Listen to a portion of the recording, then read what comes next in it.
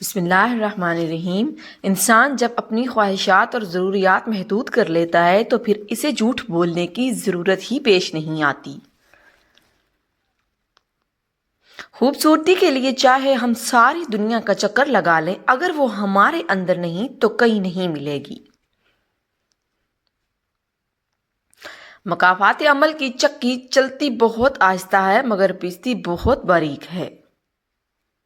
ہمیشہ ایسے شخص کو چنا کرو جو آپ کو عزت دے، کیونکہ عزت محبت سے کہیں زیادہ خاص ہوتی ہے۔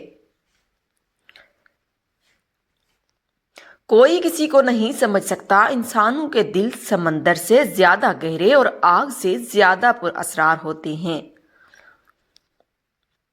کچھ نہیں ملتا اس دنیا میں محنت کے بغیر، مجھے اپنا سایہ بھی دھوپ میں جانے کے بعد ملا۔ کچھ حادثے خاموش کر دیتے ہیں، ورنہ گفتگو کس کو نہیں آتی۔ ہم میں سے زندہ وہی رہے گا جو دلوں میں زندہ رہے گا، اور دلوں میں زندہ وہی رہتے ہیں جو آسانیاں بانٹتے ہیں، محبتیں بانٹتے ہیں۔ عزت اللہ کی رضا میں ہے، لوگوں کی فرما برداری میں نہیں۔ ہمیشہ ایسے شخص کو چنا کرو جو آپ کو عزت دے، کیونکہ عزت محبت سے کہیں زیادہ خاص ہوتی ہے۔ دل میں کھوٹ ہو تو دعا، عطا اور محبت تینوں راستہ بدل لیتے ہیں۔ جب بندہ مخلص ہو تو عزت میرا رب دیتا ہے۔ جس سے محبت کی جائے اس سے مقابلہ نہیں کیا جاتا۔ کسی کو پا لینا محبت نہیں بلکہ کسی کے دل میں جگہ بنا لینا محبت ہے۔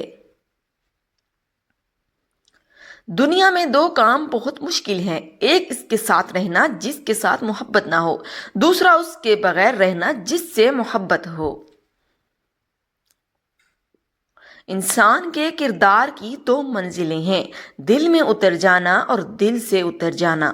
تنہا انسان کو کبھی تنہا نہ سمجھنا، کیونکہ جو تنہا ہوتا ہے اس کے سب سے قریب اللہ ہوتا ہے۔ رسول صلی اللہ علیہ وآلہ وسلم نے فرمایا، پردہ کرنا شہید کے خون سے افضل ہے۔ جب تمہارا دل کسی کے گلے لگ کے رونے کو چاہے تو قرآن پاک کو گلے لگا لینا۔ جب بھی رات کی آخری پہر آنکھ کھلے تو اسے بے وجہ مت سمجھ لینا، اس کا مطلب اللہ تم سے تہجد میں ملاقات کرنا چاہتا ہے۔ جب رات کی آخری پہر اللہ تمہیں خود چاہتا ہے تہجد پڑھنے کے لیے تو پھر سوچو وہ تمہیں خالی ہاتھ کیسے لوٹائے گا۔ مضبوط تو وہ لوگ ہیں جو رونے کے بعد اپنے آپ کو خود سمجھائیں، اللہ ہے نا سب ٹھیک ہو جائے گا۔ بندہ گندے برتن میں دودھ نہیں ڈالتا تو اللہ گندے دل میں نور کیسے ڈالے گا۔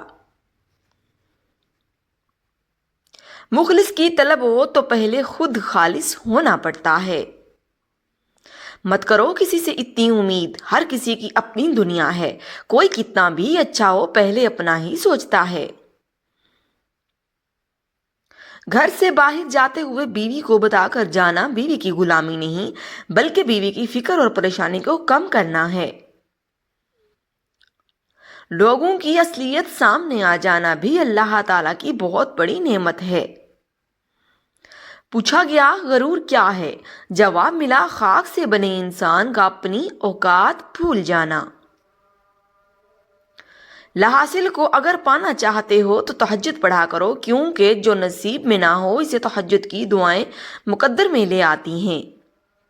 کسی کے کہنے سے آپ برے نہیں بن جاتے، آپ کو اپنی نیت کا صلہ ملتا ہے۔